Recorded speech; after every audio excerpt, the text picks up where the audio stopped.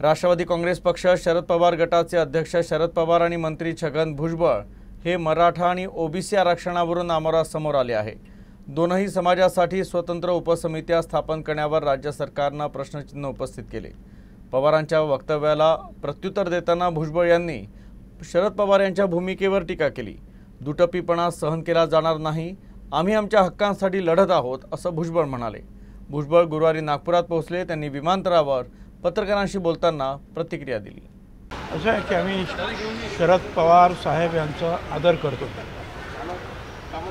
परंतु अलीकडे जे आहेत त्यांनी दोन वेळा असं म्हटलं आहे की या दोन समित्यांमध्ये समतोल हवा, आणि आज असं म्हटलं आहे की मराठा समिती जी आहे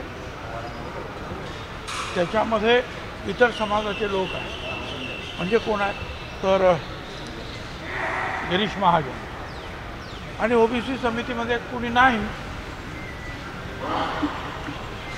मला त्यांना सांगायचं साहेब, उद्धव ठाकरे यांचं सरकार होतं तेव्हापासून मराठा समिती अस्तित्वात होती। त्यावेळी त्याचे मार्गदर्शक त्या सरकारच्या आपण होता।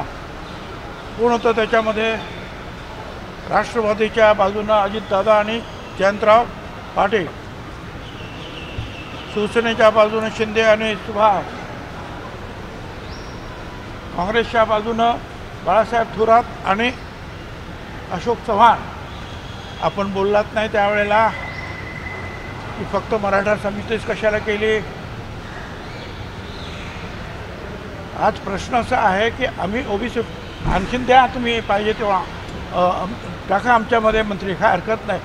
आम्ही काय म्हणतो की आमचं आरक्षण जे वाचवण्यासाठी आम्ही झगडतो आहोत।